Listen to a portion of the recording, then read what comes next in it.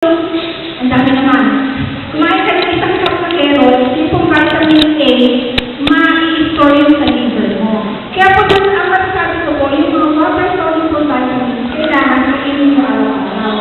Katulad po, ang water-soluble vitamins, so vitamin C, napakahalaga, at saka yung B vitamins.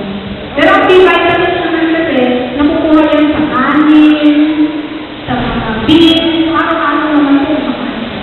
Halimbawa, mabigat yung trabaho mo. Ano po yung kailangan mo? Okay. Wala sa trabaho mo araw-araw. Ganito po, kailangan po balance ang ating input at saka ang ating output. Okay. Kung gusto niyo po ma-maintain yung weight niyo, balance ang input, ibig sabihin, yung kinakain niyo, balance dun sa physical activity niyo. Pag kayo po naman ay, halimbawa, ang lakas niyo kumain, tapos ang hindi niyo naman kumilos, tapos hindi kayo kinikilos, ang lakas niyo kumain, hindi po siya balance, mag-gain weight kayo. Pero kung halimbawa, ang hina niyo naman kumain, tapos sobra naman ang kilos niyo, mag-lose weight kayo. Ngayon kayo po, ang sabi niyo po, ano kailangan niyo? Kung kailangan niyo po energy-giving food, yung nagbibigay ng calories. So, carbohydrates, proteins, and fats sa tamang dami. Okay? At nakakatulong din para mag-aral ito ng katawan yung B vitamin. So, actually po, kailangan niyo po lahat ng essential nutrients. Next. Kaya po pala, ako po ay doctor of public health. Hindi po ako doctor of medicine. Prevention po.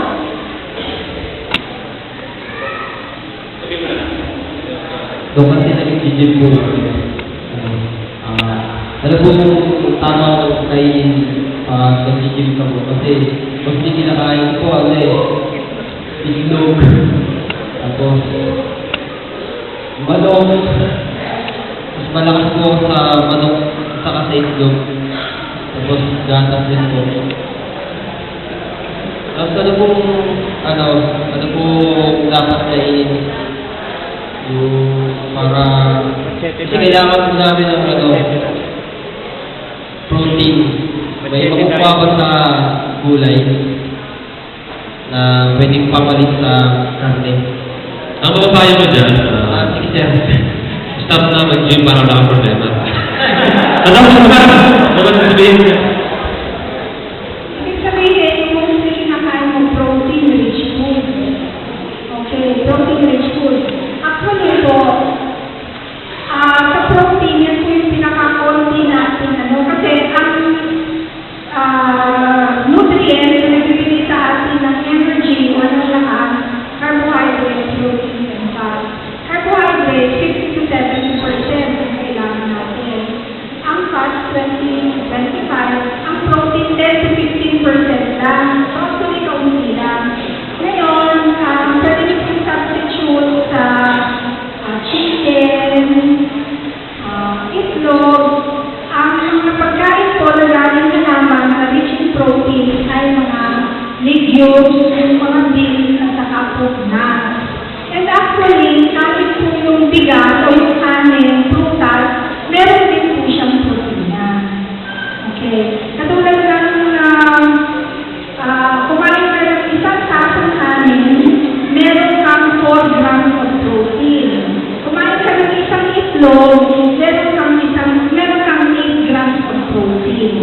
So, ibig sabihin, yung protein ng isang itlog, makukuha mo rin sa dalawang tasang kanin. So, ang gulay, meron din niyang protein. Okay? Ngayon, yung protein kasi sa animal foods, yan yung mas nakaka-cause ng allergy. Yung mga allergens nasa gatas, nasa itlog. So, yung mga protein from plant foods, good, maganda din na hindi siya sinisyalı na Okay. JB. Next was Brian David. Saka si Marian Matasan. Nariyan Matasan. And Sir Garasha. Ano din Diba, sir? Ay, di ba?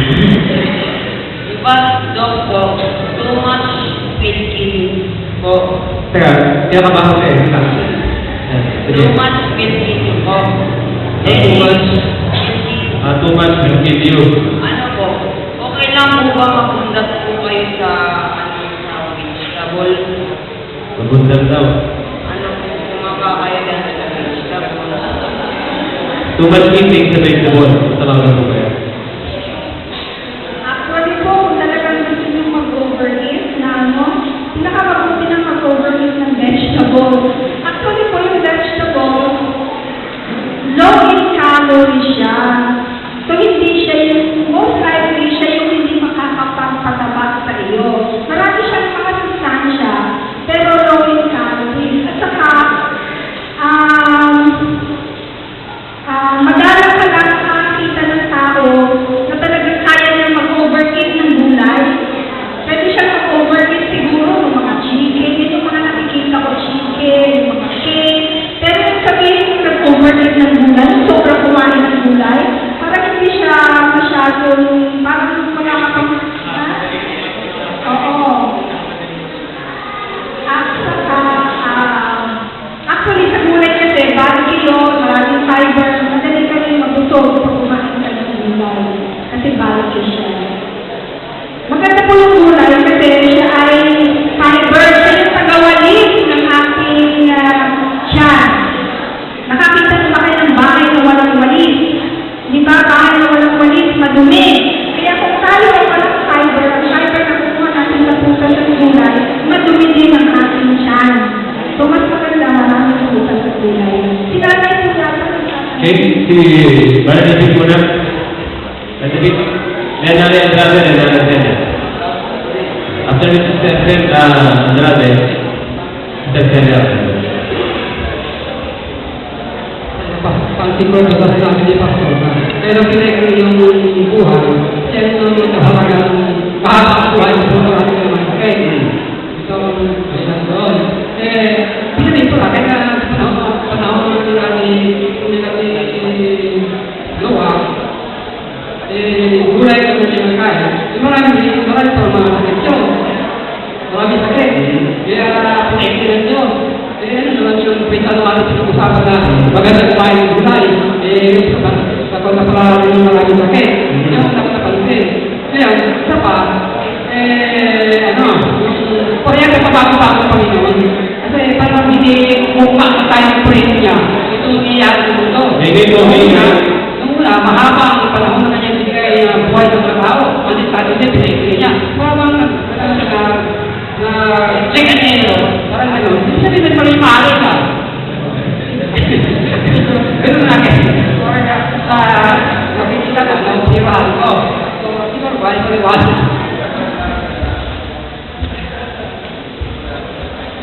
Mahirap ka naman ito. Ito parang dalaman-laban nito.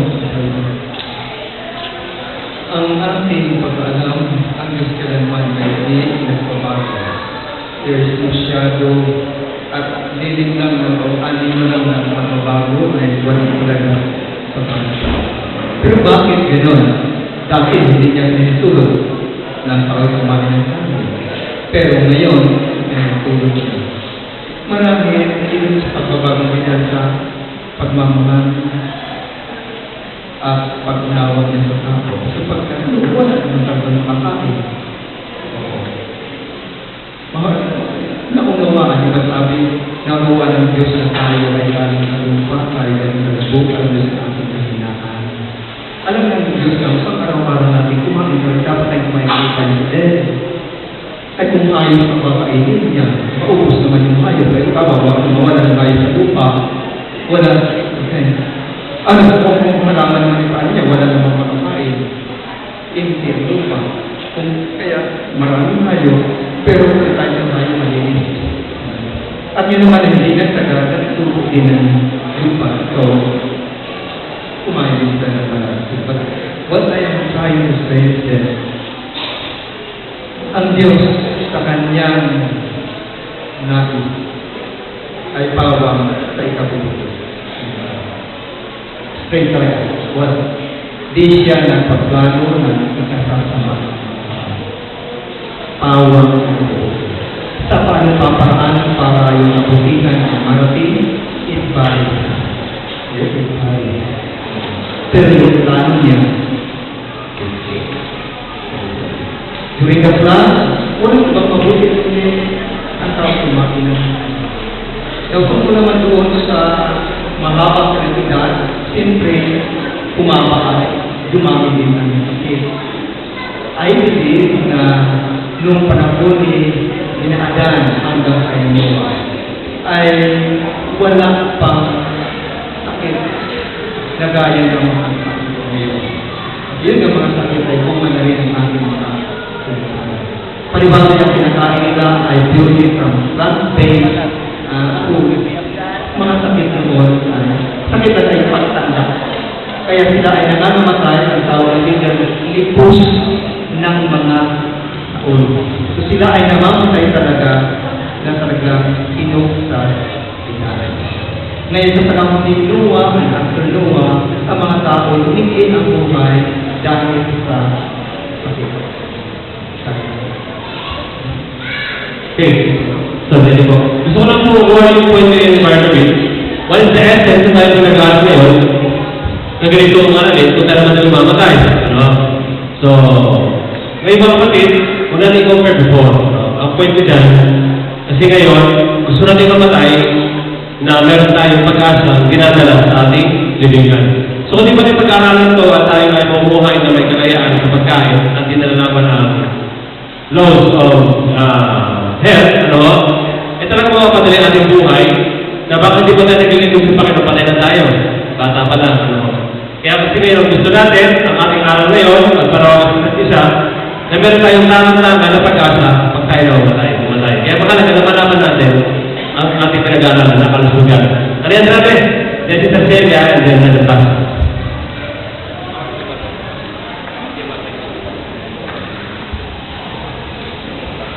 Tanong ko po ay ganito.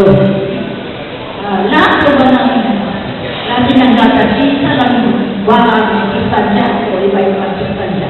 Kasi po, ito na ako, kasi galing sibat ko ba? Iliyan ako ng mandir, sabi ko ayaw ko ng mandir.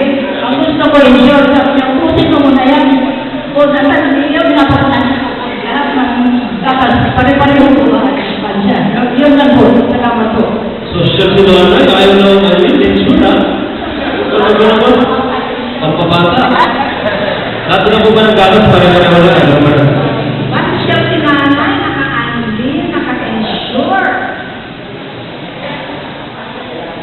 Ang gatas po, kung sa protina, pare-pareho lang po yan. Kaya na po yung mga na-advertise kasi po ngayon. Katulad po ng andin, para saan po yung andin. Ang kanya pong pinopromote dyan para calcium, para sa mga, para tumibay ang kanyang inyong buto. Opo. Yun naman pong ensure, dinadagdagan po yun, yung pong andin para sa mga buto. Para maiwasan ang osteoporosis. Okay. So sa protina po, pareho lang siya, kaya lang, yun ang inaano na dinadagdagan ng calcium. Yun naman pong ensure, dinadagdagan po yan ng iba pang mga sustansya, parang food supplement, para naman kayo maging maganda ang pakiramdam. So, pag-iiba po sila ng empathy. So, andin, para sa buto, para sa osteoporosis, yun naman po ensure, para kayo ay lumakas o maging ano yung memory nyo, ano po, para maging malakas ang sustansya, ang resistensya. So, pareho naman po siyang maganda. Pagpasalamat po kayo sa anak nyo, yun may andin kayo, may ensure pa kayo, mga mahal po yun. Kami natin, tuwing lang eh. Sarap na eh. Para kayo kanyang Please. Mr. Rancho, next patient. Sunod po sa Mother Pass. Saan po sunod? Jan?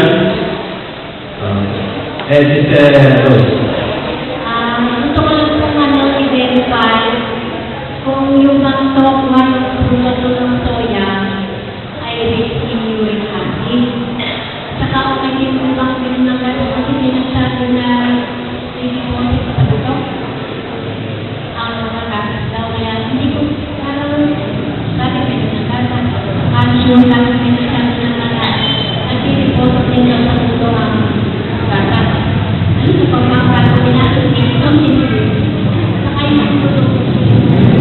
Opo.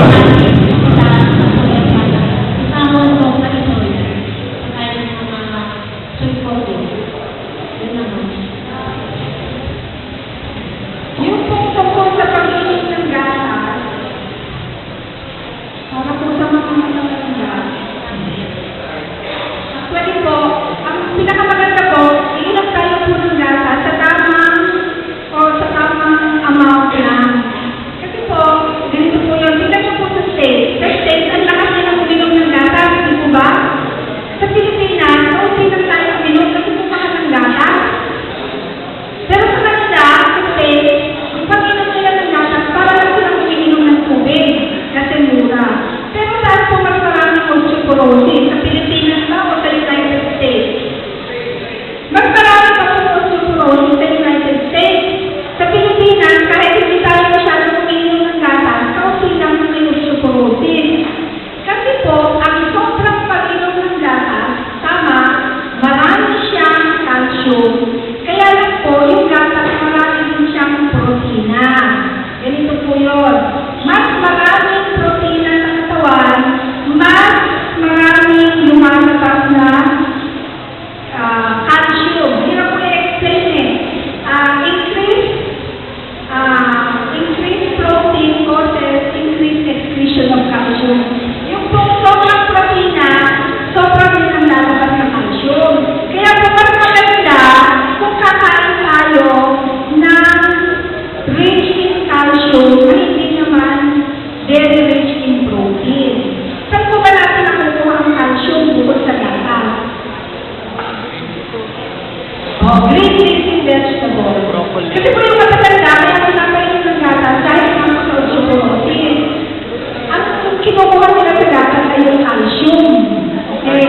Kaso po ang gatas, marami ng protina, so marami ng explain. So maganda po, kunin natin ang ating calcium ay sa leafy green vegetable. Okay? Mga malunggay, talbos ng kamote, yung pong calcium, kukuha rin natin doon. Hindi pa sobrang mahal. Yung soy. Yun po. Kung kailangan pa tayo uminom ng soy, kasi tayo sa uric acid. Actually po, kung titignan natin, i-compare natin yung mga soybeans, munggo, i-compare natin po sa karne, mas maraming naiidulot na uric acid ang karne kaysa sa mga soybeans. Okay. Ngayon po, ang isa pa po bakit na re-retain yung uric acid sa ating mga buto, sumasakit yan. Kasi po, kuminsan kulang po tayo sa tubig, dehydrated. So kailangan po, uminom po tayo ng maraming tubig, lalo na po yung nakakaranas na ng mga gout-gout. Maraming po tubig para magaling po ma-experience yung ating mga actually po purine yun, purine. Yung naging uric acid. So, kung ikukumpira po natin yung protein sa karne, mas marami pa po sa karne. Lalo na po yung mga internal organs, yung body. Okay. Kuminsan po ayaw natin kumain ng tofu, ayaw natin kumain ng beans kasi nakakayunin natin. Kaya lang tayo ng internal organs at malakas po yun. Meron ba? John and then Josh. Pinagsisilina natin dapat hindi tayo kakain ng healthy as much as possible. Tapos, pag tayo ay kumain ng mga gulay o prutas, kakapagpunan natin. Tanong ko naman kung totoo ba ang nandito kasi apat na bisis na akong parin dito. Na mga type O ng blood natin ay hindi na po yung pag-vegetarian o pag-vegetarian. Ngayon, kung totoo naman ito, tama na yung kaisipan ko na parang nawawalan sa amin yung benefit ng mapapagawa. Kasi hindi kami pwede mag-vegetarian o vegetarian. Kasi po meron na ngayon, yung lumalabas na eat for your life. So,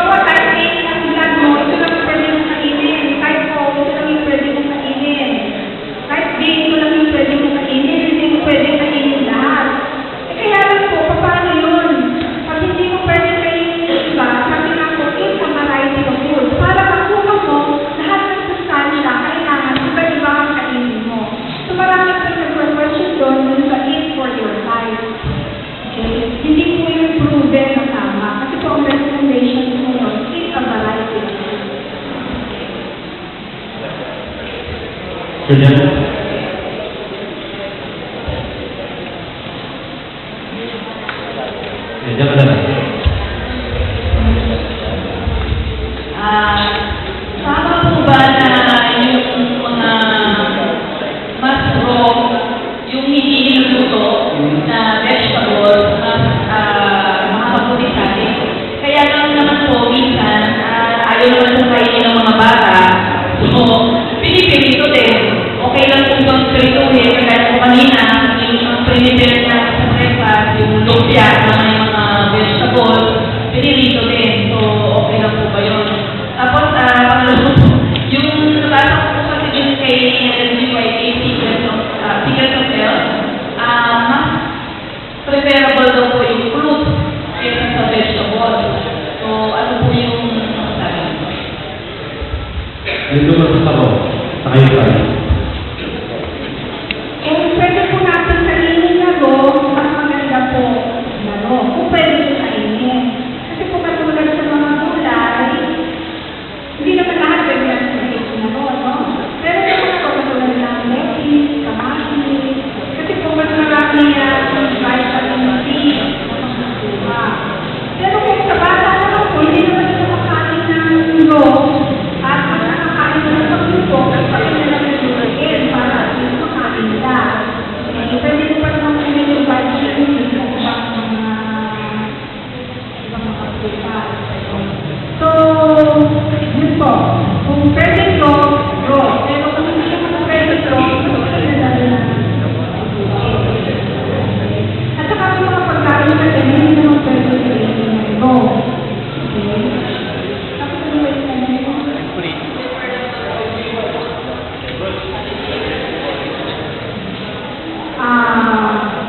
Actually po, sa fruit and vegetables, meron ding, katulad po sa fruit, mas marami ang vitamin C kasi kinakain natin sa ilaw. Sa vegetables naman, mas palinilin natin, marami siya kanya calcium, iron. Okay? So, iba rin yung makuha natin sa fruit, iba rin yung makuha natin sa vegetables. So, maganda na sa fruit at kapag vegetables. Yung kay Mrs. White naman, may sinasabi na po si Mrs. White na huwag daw pagsamahin yung fruits and vegetables. Actually po yun, kung babasahin natin yung sugar ni Mrs. White, ganito yung sinasabi niya, if your stomach is feeble, do not eat fruits and vegetables together. So, ibig sabihin, kung mahina ang panunaw mo, huwag mo pagsamahin. Pero kung normal naman ang panunaw mo, at ayaw mo pagsamahin, pwede mo pagsamahin. Kasi po yung iba, tinasiman siya. Pero pwede siya. Okay, ito lang. Then, meron mga iba? Lahat sa sunod? Okay, let's try to do this. Tanong ko lang po, totoo po ba na ano ba nagdayag-diagnose na po siya cancer? Kung yung tinanong ko po dati, sabi ko, ano po ba yung pwede niyang kainin na fruits and vegetables para po sa uminom sa niya? Since ang sagot sa akin ng doktor, sabi niya, actually, kahit wala na po talaga yung pagkain na kanyang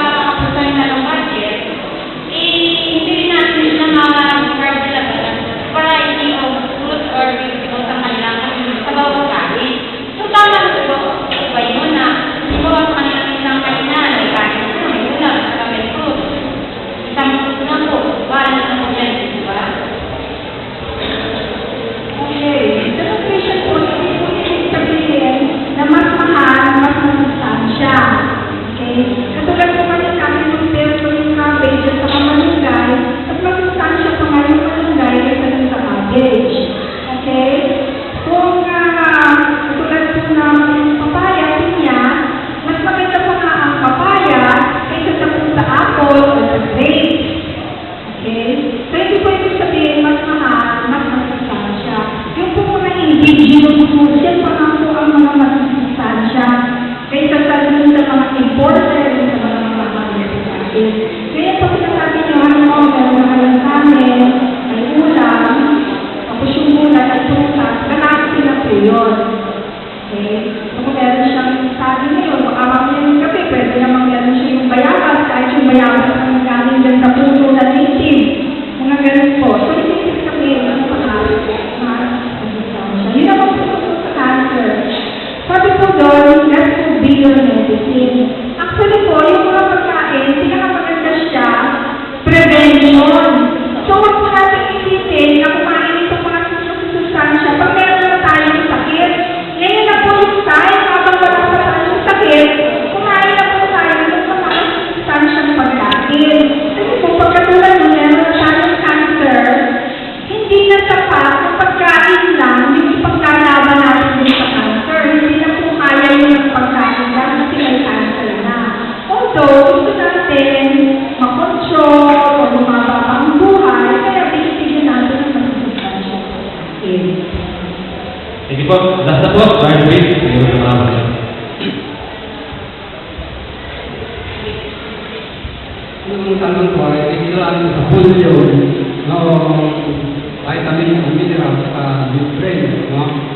Ano ba ang pagkahaba ng buhay? Ibang makatake tayo ng malalim, laking volume ng vitamin o mineral o nutrient, o yung kunti lang ang volume na kakainin natin. Kasi, pero kung nakausap, kung sa kami mahuwi konsultor pa, sabi sa akin, hulaan ako ng kanto, ng taon natin. Sabi ko kanya, 55. Younger na ito kanya. Sino pa younger? 40 lang. No. 55 na ito. Ano ba ang papanusin ito ko? Buti na ako kumain. Ako naman naniwala ko, pagka kunti kakainin mo, mahaba ang buhay mo. Kasi, ito, ang mga, mga patinos ko, yung aking lola, saka yung nanay niya, kasi tiyo ko, kung kumain sa pagkakunti. Kasi yung wali na, bitin mo, datin mo, nasa ng isip, doon sila. Yung aking lola, ay may isip, matay. Matay yun, nasa consolation lang yun, nasa awayan ng mga anak na prophecy. Pero ang sabi ng great grandmother, aking sustansya yun, about 120. Kasi, namatay yun, talagang halos nakahiga na lang yun eh. Putok balat na lang siya, na yung kanyang balat eh, parang iniumos na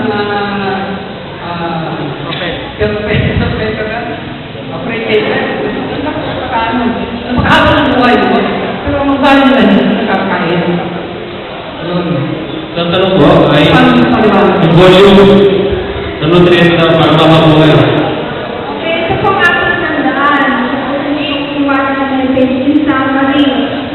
Ang key messages po na kailangan natin tandaan. Number 1, variety. Eat a variety of food.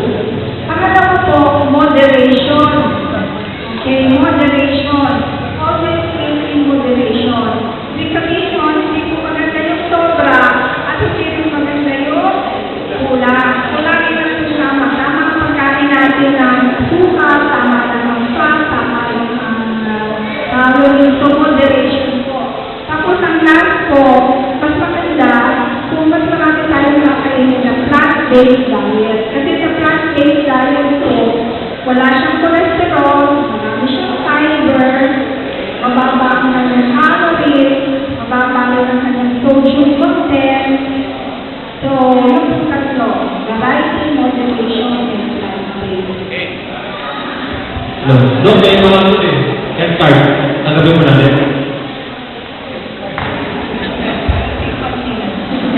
Ituloy rin sa mga meeting eh. Head start. Thank you so much. Comment tayo ng balance diet. And nakakakuha tayo ng balance diet without eating meat, kung siyempre vegetable ka. Important. Okay, yun din, balance diet ba?